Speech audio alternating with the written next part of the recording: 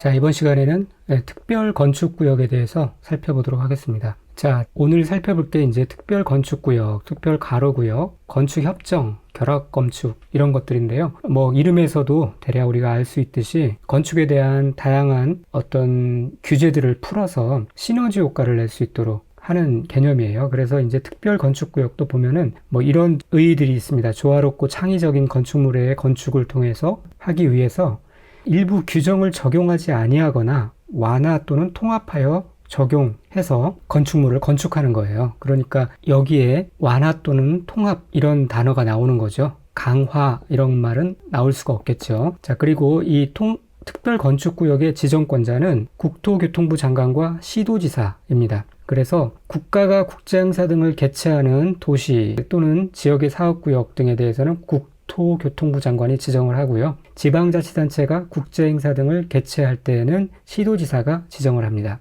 자, 그런데 모든 곳에 특별건축구역을 지정할 수 있는 게 아니라 특별건축구역으로 지정할 수 없는 지역이나 구역이 있어요. 어떤 곳이냐면은 개발제한구역, 자연공원, 접도구역, 보전산지.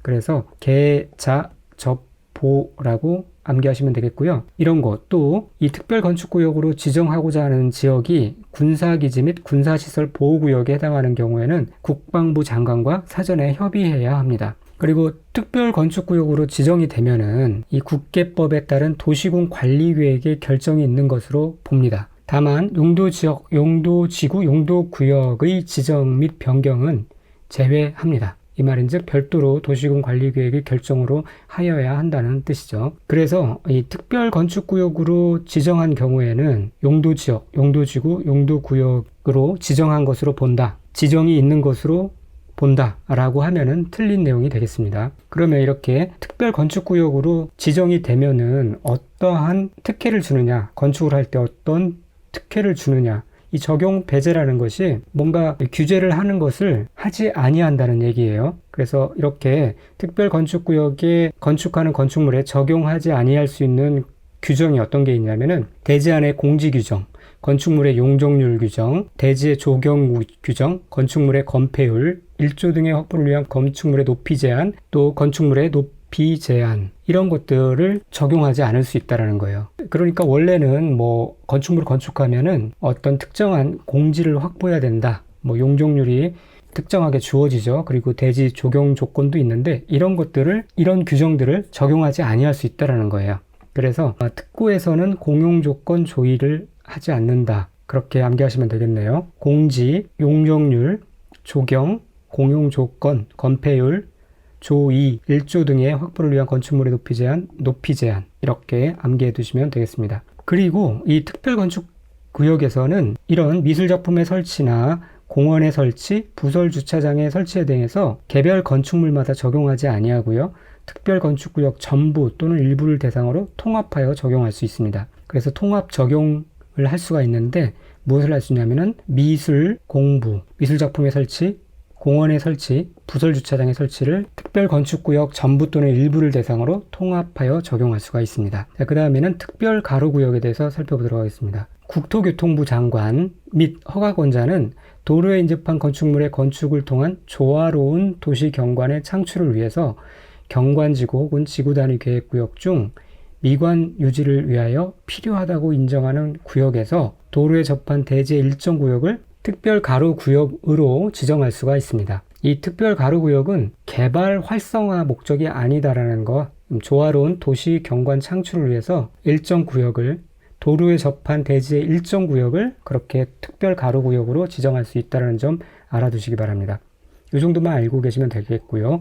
건축협정에 대해서 알아보도록 할게요. 토지 또는 건축물의 소유자, 지상권자 등은 전원의 합의로, 자 여기서 토지의 소유자, 건축물의 소유자, 그리고 지상권자까지 포함된다는 점 알아두시고요. 또 그리고 전원의 합의가 있어야 합니다. 전원의 합의로 아래와 같은 지역에서 건축물의 건축, 대수선 또는 리모델링에 관한 협정을 체결할 수가 있어요. 자, 이렇게 건축협정 체결이 가능한 지역은 다음과 같습니다. 지구 단위 계획구역, 주거환경 개선 사업을 시행하기 위하여 지정 고시된 정비구역, 도시 재정비 촉진을 위한 특별법에 따른 존치지역, 또 도시재생 활성화 지역, 지방자치단체의 조례로 정하는 지역, 그래서 지주, 존도, 지주는 존도, 지조가 있죠. 여기까지만, 지주, 존도까지만 암기해 놓으셔도 됩니다. 지구 단위 계획구역, 주거환경 개선 사업으로 고시된 정비구역, 존치지역, 도시재생 활성화 지역 이렇게 암기해 두시고요. 그리고 이렇게 협정을 체결한 사람은 필요에 따라서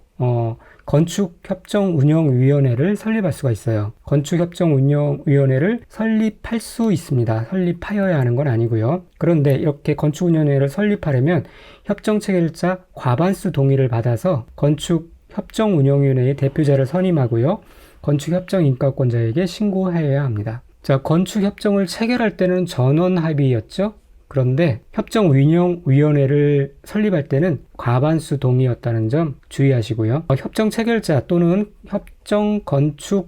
건축협정운영회의 대표자는 건축협정서를 작성해서 건축협정 인가권자의 인가를 받아야 합니다. 만약에 건축협정 체결 대상 토지가 둘 이상의 특별자치시 또는 시군구에 걸치는 경우, 이렇게 걸치는 경우는 건축협정 체결 대상 토지 면적의 과반이 속하는 건축협정 인가권자에게 인가를 신청할 수 있습니다. 자, 과반이 속하는 건축협정 인가권자에게 인가를 신청합니다. 건축협정이 만약에 변경됐다 그러면 또 변경 인가를 받아야 되지 신고만 하고 끝나고 그런 게 아닙니다. 또 만약에 건축협정을 폐지하려면 협정 체결자 과반수 동의를 받아서 건축협정 인가권자의 인가를 받아야 됩니다. 여기도 과반수죠. 건축협정을 체결할 때는 전원의 동의를 받아야 되는데 폐지할 때는 과반수의 동의를 받아야 된다는 것도 꼭 알아두시기 바랍니다. 그리고 건축협정에 따른 특례를 적용하여 착공신고를 한 경우에는 착공신고를 한 날부터 20년이 지난 후에 건축협정의 폐지인가를 신청할 수가 있습니다. 자, 이렇게 건축협정을 하게 되면 어떤 특례를 주냐? 이런 특례를 주는데 둘 이상의 건축물을 벽을 맞벽으로 해서 건축을 하는 거예요. 원래는 그렇게 건축할 수가 없잖아요. 그런데 이렇게 맞벽으로 건축할 수 있도록 하고요. 이런 경우 맞벽으로 건축하려는 자는 공동으로 건축 허가를 신청할 수 있습니다. 이렇게 되면은 여러 가지 건축 허가의 수수료나 착공신고 사용 승인 공사 감리에 관해서 절차가 굉장히 감소해지고 비용도 절감할 수가 있겠죠. 그리고 여러 가지 관계 법령 규정을 개별 건축물마다 적용하지 아니하고요. 건축 협정구역의 전부 또는 일부를 대상으로 통합하여 적용할 수가 있습니다. 이렇게 통합하여 적용할 수 있는 관계 법령은 무엇이냐면은 부설 주차장의 설치, 대지와 도로의 관계, 지하층의 설치, 개인 하수 처리 시설의 설치, 대지의 조경, 건폐율 이런 것들을 통합하여 적용할 수가 있습니다. 그래서 통합은 부대찌개 조건이다. 부대찌개는 통합해서 이렇게 같이 섞어서 만들죠. 부설 주차장의 설치, 대지와 도로의 관계, 지하층의 설치, 개인 하수 처리 시설의 설치, 대지의 조경, 건폐율 등을 통합하여 적용하는데 용적률이나 계단, 우편물 수취함 같은 것들은 해당되지 않습니다. 여기서 용적률이 해당되지 않는다는 것 헷갈리지 않고 꼭 알아두시고요. 이렇게 통합 적용할 수 있는 것 외에 또 적용을 완화시켜 주는 것도 있는데요. 조경 면적, 건폐율, 용적률, 높이 제한 이런 것들을 완화해 적용할 수 있습니다.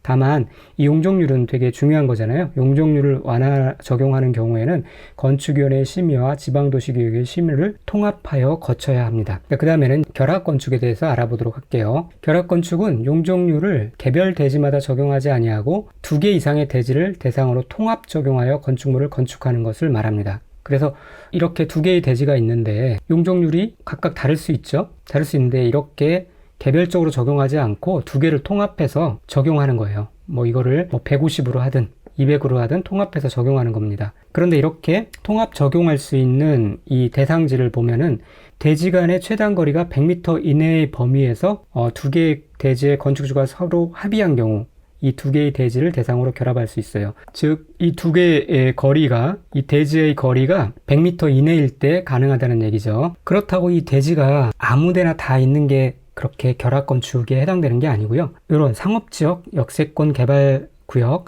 주거환경 개선사업의 시행을 위한 구역, 그 밖에 건축협정구역, 특별건축구역, 리모델링 활성화구역, 도시재생 활성화 지역, 건축자산진흥구역 이런 곳에 속할 때 이런 결합건축이 가능하다는 거예요. 그런데 이렇게 속하는 것을 다 외우는 것보다 아닌 것을 외우는 게 더 빠르겠죠? 특별가로구역, 재건축, 재개발 이런 것들은 결합 건축이 가능하지 않습니다. 자, 아까 말씀드렸죠. 특별 가로구역은 개발 활성화 목적이 아니라고 그랬어요. 그런데 이 결합 건축이라는 건 아무래도 뭔가 융통성을 발휘하고 건축에 있어서 건축주의 편의를 제공하는 그런 용도잖아요. 그래서 이 특별 가로구역의 취지하고는 다른 거죠. 재건축, 재개발도 뭐 이런 것까지 결합 건축까지 허용하면은 굉장히 난잡해질 거예요. 복잡해질 겁니다. 그래서 이런 것도 해당되지 않는다는 것 같이 꼭 알아두시고요. 결합 건축의 절차는 넘어가도록 하겠습니다. 이 결합 건축 협정서의 협정 체결 유지 기간은 최소 30년으로 한다는 것. 자, 그 다음에 건축 분쟁 전문위원회 개념이 나오는데요. 이 건축 등과 관련된 다음에 분쟁 조정 및 재정을 위하여 국토교통부에 건축 분쟁 전문위원회를 둡니다. 그래서 이 건축 분쟁 전문위원회는 어떤 권한을 갖냐면은 인근 주민과 관계 전문가, 건축 관계자 사이에서 다양한 어떤 분쟁들을 조정하고 또 재정을 합니다. 그래서 요 3방 인근 주민, 관계 전문 기술자, 건축 관계자 요 사이에서 일어나는 일에 대해서 조정을 하는데요. 그러니까 이 세 개의 주체가 아닌 것은 해당 사항이 없습니다. 예를 들면 건축 허가권자, 그리고 신고권자 이런 게 나오면은 건축 분쟁 전문위원회와는 관계가 없는 것이죠. 그리고 이제 건축 관계자에는 건축주, 시공자, 설계자, 감리자 이런 사람들이 포함되는 것까지 알아두시면 되겠습니다. 자, 그 다음에 이제 이행강제금이라는 제도에 대해서 알아보도록 하겠습니다. 이행강제금은 좀 더 기존의 어떤 과태료나 벌금이 가지는 일회성 처분보다 더 강한 처분이에요. 그래서 이행이 될 때까지 계속해서 부과하는 처분을 하는 그런 특징을 갖고 있죠. 이행 강제금은 어떻게 계산이 되냐면은 위반 면적 곱하기 1제곱미터당 시가 표준액 1m당 시가 표준액 곱하기 50% 이것에 나온 결과물을 곱하기 각각 허용건신 비율 를 다시 곱합니다. 그래서 허용건신 비율은 뭐냐면은 허가를 받지 아니하고 건축한 경우는 100분의 100, 용적률을 초과하여 건축한 경우는 90, 건폐율을 초과하여 건축한 경우는 80, 신고를 하지 아니하고 건축한 경우는 70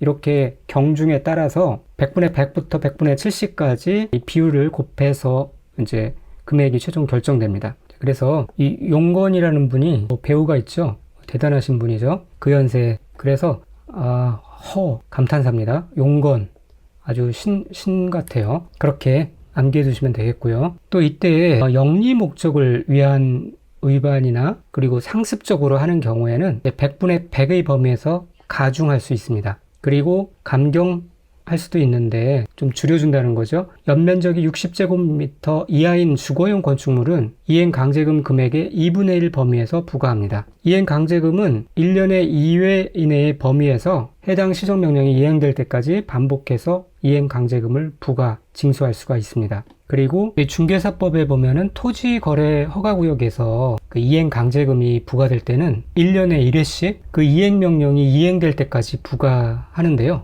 그것과 좀 헷갈리면 안 되겠죠. 그리고 시정명령을 받은 자가 시정명령을 이행하는 경우에는 새로운 이행강제금을 부과를 즉시 중지를 해야 돼요. 그렇다 해도 이미 부과된 이행강제금이 만약에 징수가 안 됐다면은 이거는 반드시 징수해야 되고요. 새로운 강제금의 부과를 중지하는 것입니다. 자, 이상과 같이 건축법을 마쳤고요. 다음 시간부터는 이 주택법에 들어가서 같이 또 공부해 보도록 하겠습니다.